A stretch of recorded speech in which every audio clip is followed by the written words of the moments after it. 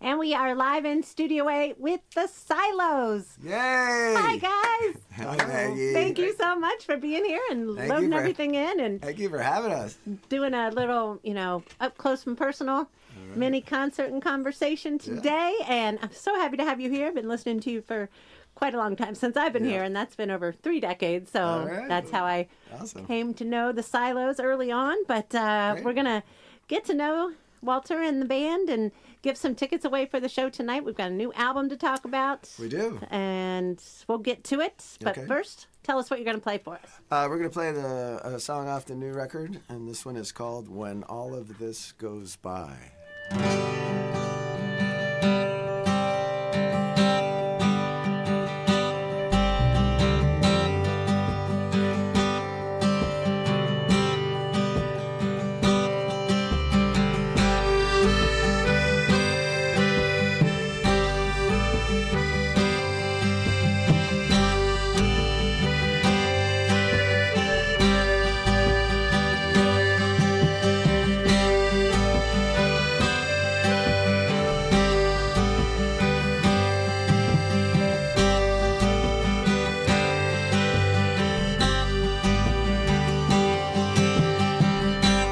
Drinking from the bottle, parked down by the water, on the roof of a car that wasn't even ours, watching stars with my friend who talks too much, but she's quiet now.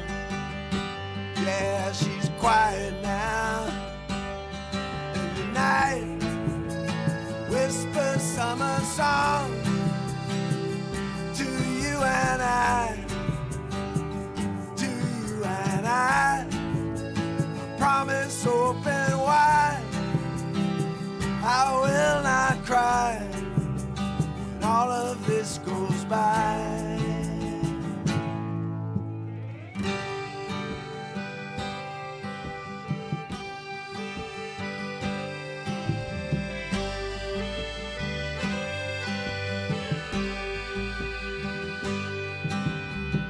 Start a song in the middle so I can hear you better. Drop words from the sky into this parking lot. Watch them bouncing around on the pavement.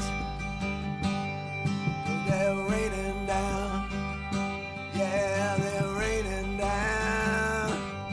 And the night shines with the sunlight like fireflies, like you and I.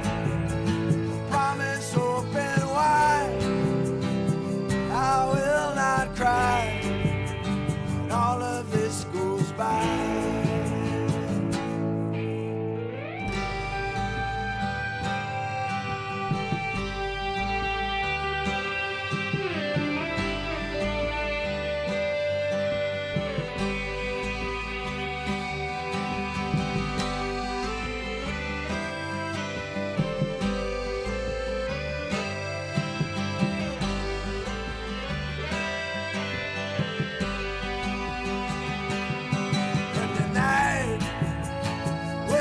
Summer song to you and I, to you and I. Promise open wide, I will not cry when all of this goes by. And the night shines with its own light like fireflies, like fireflies. Promise open wide, I will not cry when all of this goes by.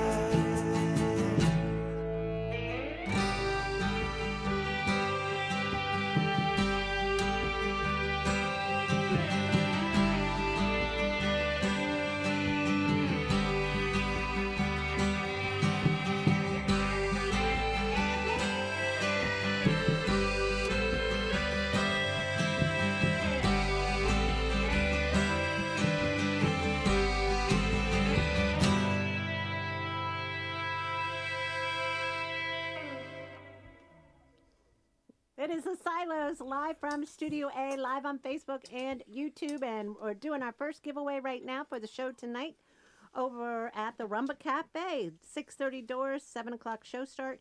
614-821-9223 is the number to call. And it's the big 40th anniversary tour. And, almost and approaching 41, I guess you could say.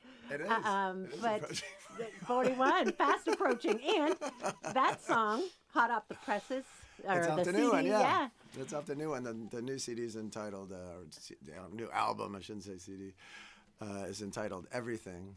And it's out on Bandcamp. It's out on YouTube. We made videos for every single song. So it's all out there. Ah. Yeah. So already all the videos?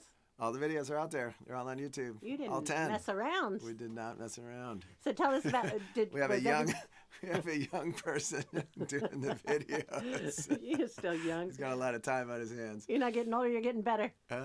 And it is the Silos with us. It's Walter Salas Humara and Conrad Gomez, Jonathan, Eric, all together today. And we're talking about this new album and where it all started. Let's go, as a band, it's 4 decades plus. There tends to be, lineup changes and I stuff like that. like to call it a family. Yeah. And because really the whole thing started with a bunch of demos. I'm primarily a songwriter, so the whole thing started with a bunch of demos that I had made when I first, when I was in high school and college. I wrote all these songs, and then I got up to New York as a young pup. And, I sent the songs around, and nobody was that interested. But back then, the rents were very, very cheap. And I had a job driving a truck.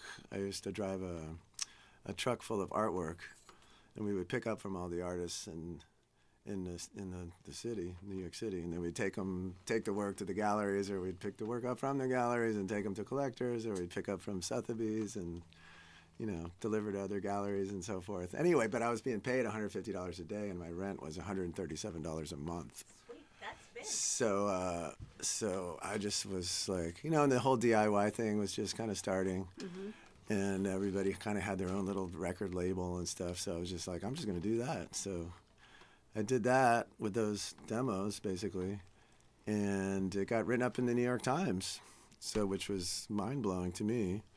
And so I thought, well, I better put a band together and get a gig down at CBGB's or whatever. So that's what happened. Put the band together and Did you started play playing out. CBGBs back then? Oh yeah, we used to play there a lot. Yeah. Did you have to call that number? The Flesh Tones have been in there and would always say they would keep calling that number. Like they'll never forget the number that you had to call. At least they did. But to get an I just audition. remember Louise and Hilly. That's what I remember. But how many times did you play And there? how loud we used to play it there. Yeah. And then somehow that room just soaked up all the sound, because it was an amazing place. It really was something. So what? I was only there once, and I think it was a band. Didn't know who we were going. We just to saw see. the awning yesterday at the Rock and Roll Hall of Fame. Yeah, it was kind of nice. fun. It was fun to see it. I was like, Right. Well, it's the Silos. If you're just joining us live from Studio A, live on Facebook and YouTube, and tell us about the early. There's so much to talk about. The early incarnations of the band after the demos. Yeah, when the band really kind of came together, it was Bob Roop was the guitarist and singer, and Mary Rowell was the violinist, and various rhythm sections, most notably John Ross and John Galway. And the second record we made got a lot more attention. It was called Cuba, and that was when we finally got an agent and did a national tour and everything. And I cannot remember if we played in Columbus. I remember some of the other gigs. I remember we did 75 shows in 90 days. That's what I remember the most. I'm sure you would. Yeah. But and we just released a CD or an album, a live album from that tour. That's also up on Bandcamp, and I think that one's actually on Spotify even. But I'm not entirely positive about that. But that band was great. It was really fun. It's kind of garage rocky sort of thing. And it just kind of progressed. Then we got a big major label deal, and then that fell apart, and then we made more independent records, and everybody moved to different towns, and new people came in over time. But one of them lives here in town, Gary Sunshine. Oh, yeah, okay. Yeah. Do you know Gary? The way the major label thing though. Yeah. You Yeah. sold well, right? But the Yeah. radio play wasn't, and then they dropped you. Usually, if Yeah. you're selling records, like Yeah. why do they care? Well, they were in a situation, that particular label is RCA Records. And at the time, they were just in the dumps. They didn't have anybody that was selling, except the only record that sold, like in the years that we were there, was the very first Cowboy Junkies record, which did really well. But other than that, they were just repackaging Elvis records and stuff, because Elvis is on RCA. And they had nothing else. And the guys, the team or so that signed us was banking on like an independent sound. And so they had us, they had Thin White Rope, the Del Fuegos, all these cool bands they had signed. And let's see what happened. And the company, like, there was a bunch of mergers and all that kind of stuff, the usual corporate stuff. And they fired the president of the company and brought in another person. And that new person was like, "Now we got to fire everybody except for the Cowboy Junkies." And then they brought in like a bunch of totally different kind of stuff that also didn't do anything. And then the Nirvana record came out, and everything changed. And they would have been far better off if they had just kept doing what they were doing. But And so you had those demos. that was their problem, not mine. The tape, was it tape cassettes? I'm guessing that you would send to radio, or back in the back day? then? Yeah. Well, when we first were making records, there was, I guess it was, it was really just vinyl, and then it was cassettes, and then pretty quickly it was CDs. Though I think by the time we did that major label record, it was definitely CDs. Yeah. And the Cuba album did really well too. Yeah, that one did well. And did that have to do with where? Well, you were still in the womb when you came over. Your parents fled. Yes, that's right. Havana. That's correct. Castro. That's correct. Castro. That's correct. Got there. Yeah. Did that album have to do with No. any of the? No. Nothing. No, I just thought it was, I knew that like naming an album that would, well, identify me to some degree, but also it's just such a highly charged word. Mm-hmm. There's so much in the air about the mystique of Cuba and what is it and what does it mean and this and that. Yeah. So, Wow. And then the cover photograph is before I was born, but it was a bunch of different family members and a bunch of other people that even my mom didn't recognize. I was like, I have no idea who these people are. But I love the album, the title and the cover. Yeah, everybody liked that album. Yeah, I mean, still to this day, it's the one that Nice. especially, I mean, in this country too, but especially in other countries, that's the one everybody knows. Mm-hmm. Yeah.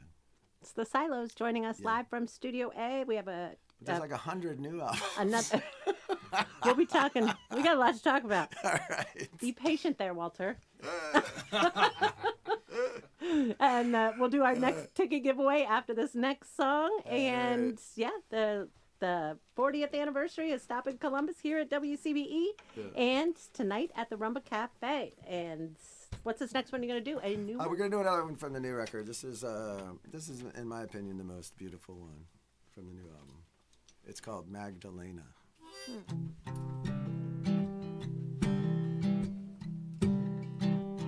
When I'm driving, I forget to pray. I get lost on the way. Any old Sunday. And this place was my place for a decade or more. Roads lead away when there's nothing to stay for. I used to stay for Magdalena.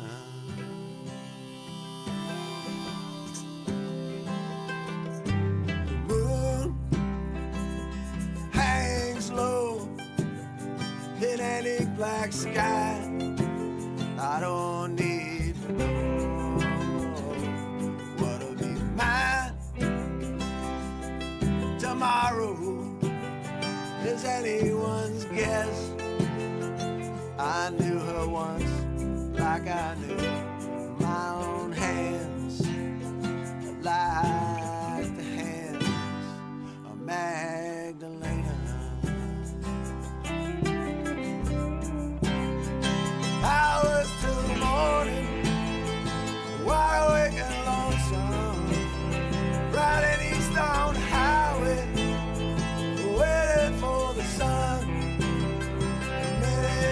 darkest when you start over new. Maybe it's just me. Maybe it's just me. Maybe it's just me. Maybe it's just me missing you.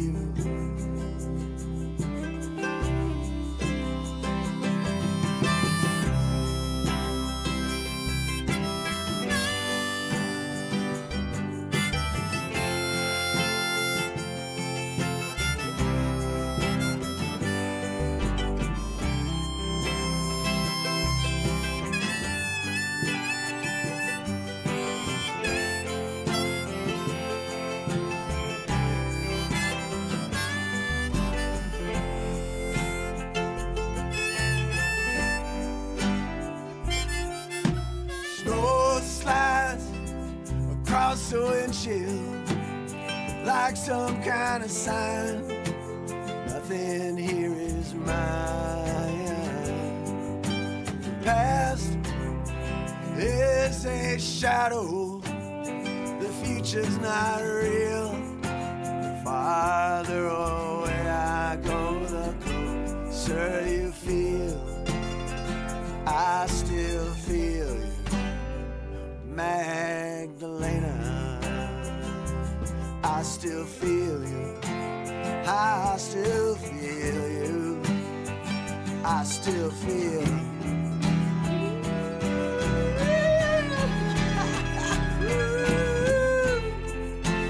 I still feel you, Magdalena.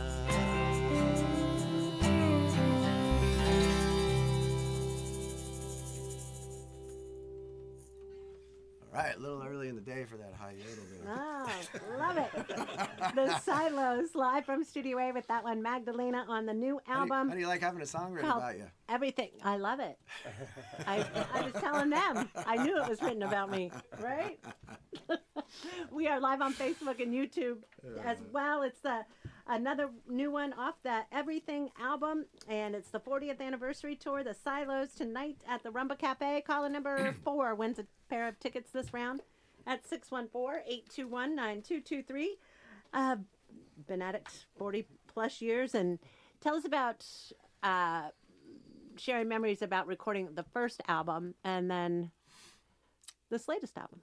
Oh, okay. Well, actually, they're in some ways really similar in that there was just a lot of pieces to it. You know, like the first album was, like I was describing before, it was really a bunch of demos that I made on my little 4-track reel-to-reel with me playing different instruments and overdubbing and so forth. And I was playing drums back then in different disco bands and stuff because I grew up in Florida. And well, it was also the 70s.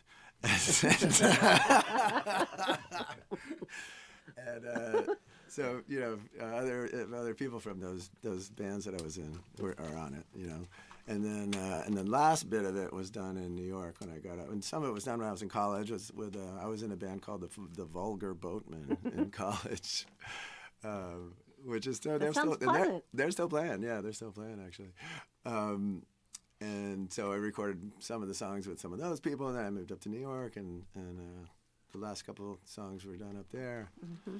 And then on the new album, since now, you know, it's kind of a family situation with these people present here and these incredible musicians present here. Yeah, I just want to say, like, one of the things about my life that's been so incredibly special for me as a songwriter and is to have my songs performed by some of the really best musicians you could ever find anywhere.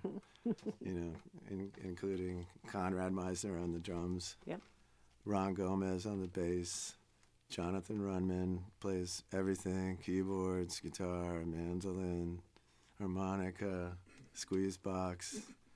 He's just a superstar. And does his own records on his own right. You know, Conrad and Ron have played in all kinds of huge bands and all that. And Eric Castle over here on the electric guitar. and vocals. He's amazing.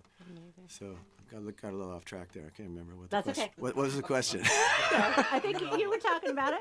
Recording with the. Oh yeah, so we these guys, Jonathan and Eric, have studios in Minneapolis, so we cut a bunch of stuff there, and then I did some stuff in New York with Pete Donnelly. Pete Donnelly kind of oversaw the editing of it and the stuff that was recorded in New York. Pete Donnelly he plays in a band called the Figs. He's the bass player in the Figs, and a great producer and great guy.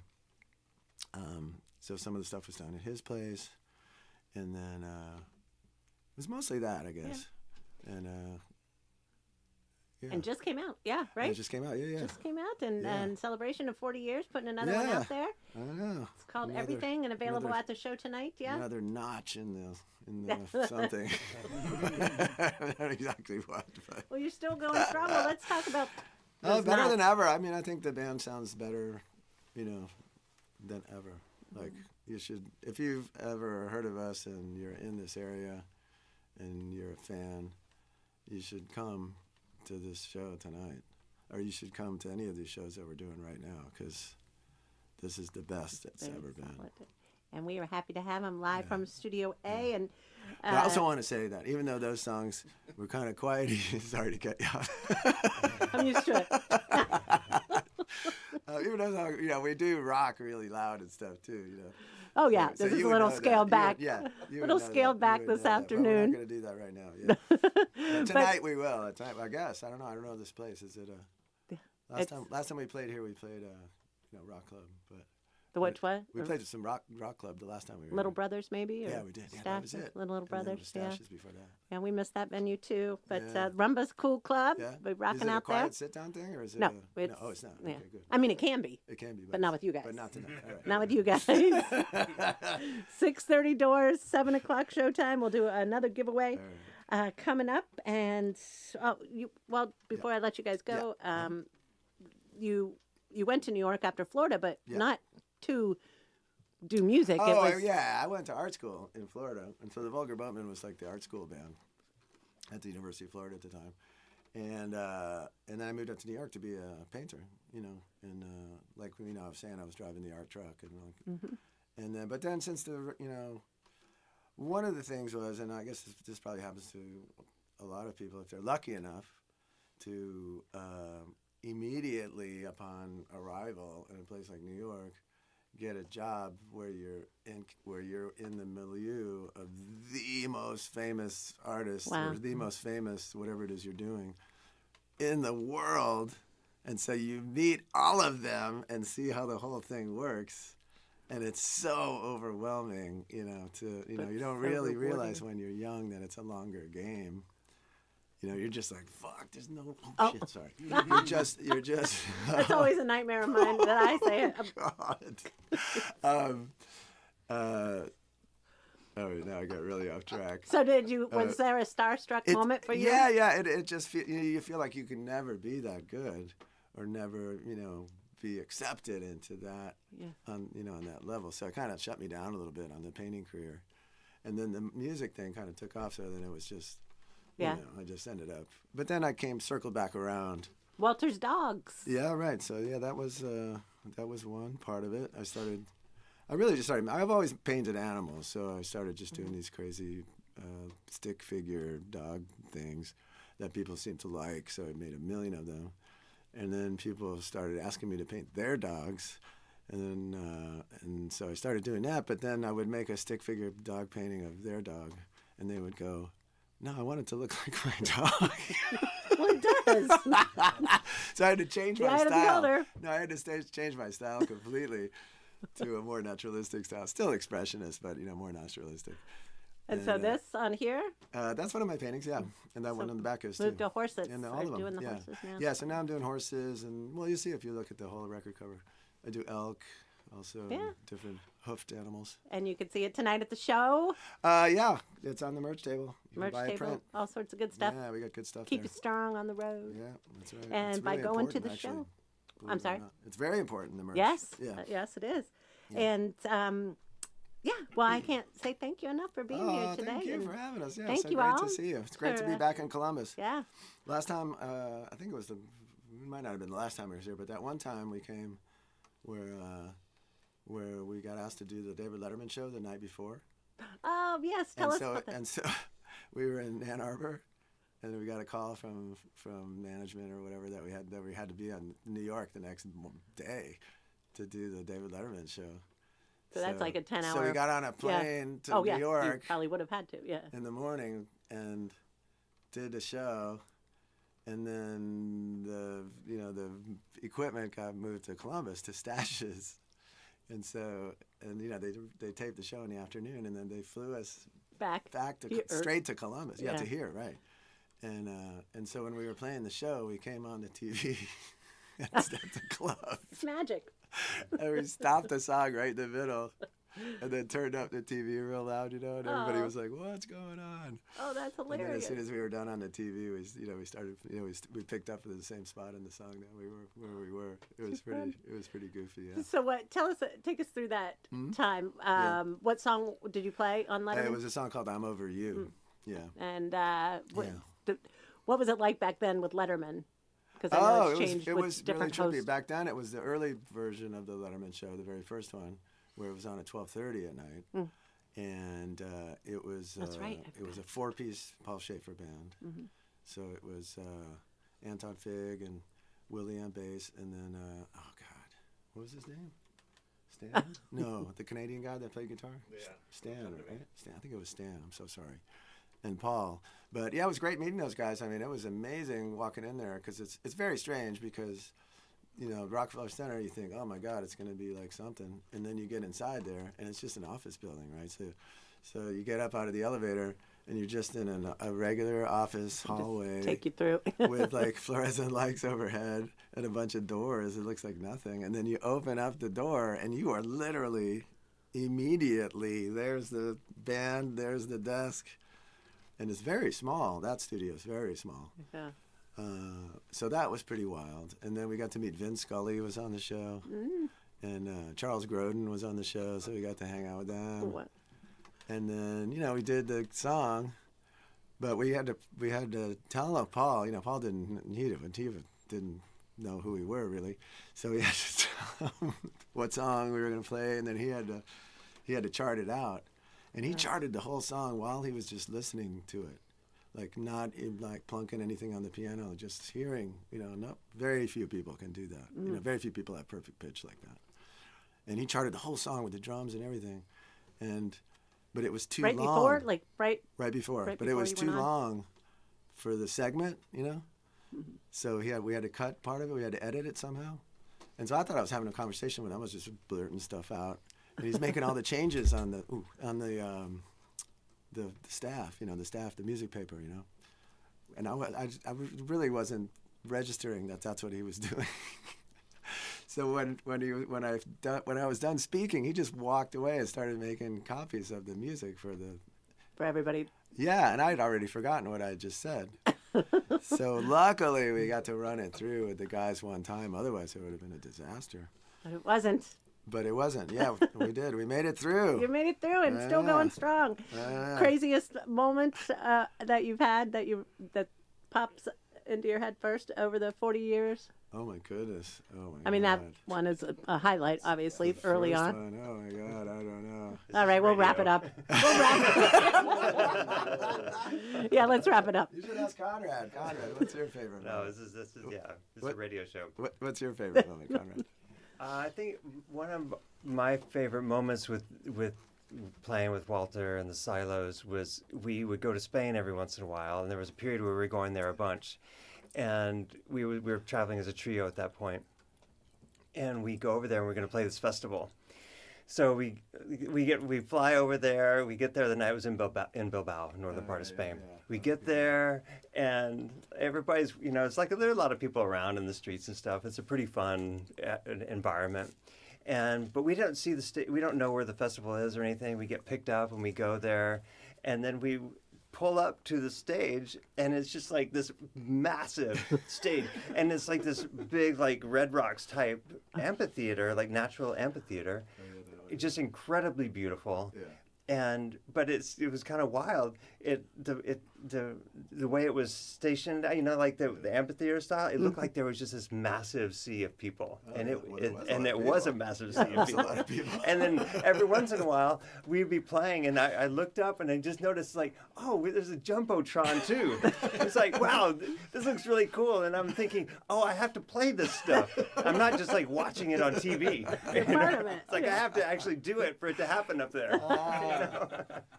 That astral projection kind And of we're all not. jet lagged, and, Yeah. just like kind of tripping out on like being jet lagged, and it's like this whole experience. And then we're done, things get put away, go back to the hotel, get back on the plane, then back in our little tiny 500 square foot apartments, within 24 hours. It was incredible, great experience. One of many though. Yeah, I mean, well, Yes, so I'm many. sure it's hard to come up We've on the been- spot, put you on the Dude, spot. I can only speak for myself, but I can't believe how lucky I've been in life. Oh, congratulations on everything, and Yeah, thank you. lovely to do this new album, Everything. It's available at the show tonight with, I'm sure, past albums and vinyl and all that good stuff. All kinds of stuff will be available. tonight. 6:30 doors, 7:00 showtime, and a mix of. Is it going to be all new stuff, or I'm sure no, it's no, the no, 40th. You got to play a little bit of. There'll be deep cuts. We'll be playing some fan favorites. We're playing 4 or 5 songs from the new album. Cool. Yeah, it's gonna go on till midnight probably. Hey, I'm sure some folks can do that. Starts at 7, though. I don't know. Yeah. Depends. It's All right. all ages.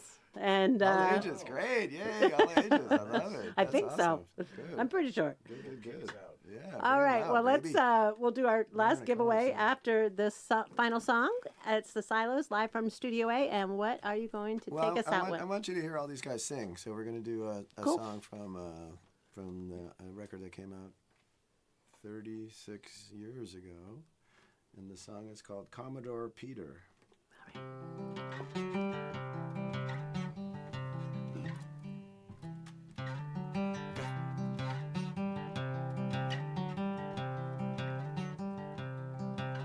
He's got himself a long green boat. He's got himself a nice size outboard, singing back and forth.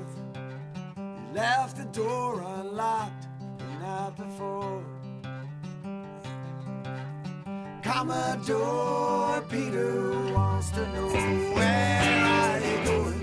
Can I take you home, or to the market, or to church, to a restaurant or a nightclub? St. George.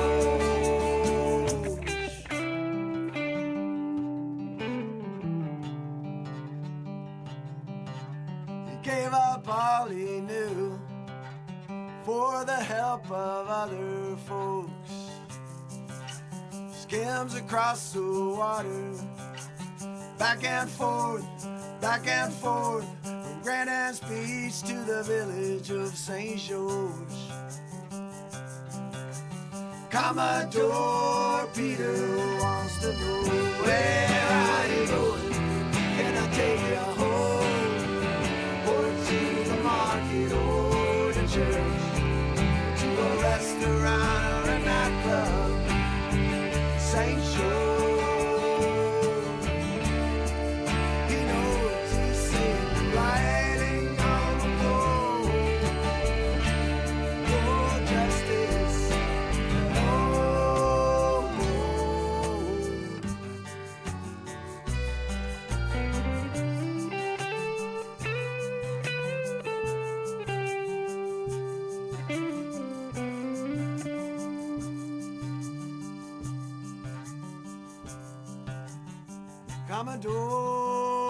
Commodore Peter took a guest into his house. The one he trusted above the rest. There is no doubt. There is no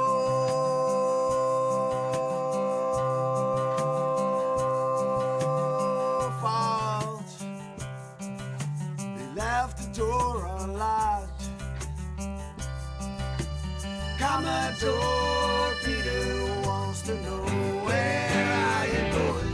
Can I take you home? Or to the market or to church? To a restaurant or a nightclub? St. George. Where are you going? Can I take you home? Or to the market or to church? To a restaurant and nightclub? St. George. Where are you going? Can I take you home? Or to the market or to church? Or to a restaurant or a nightclub in St. George.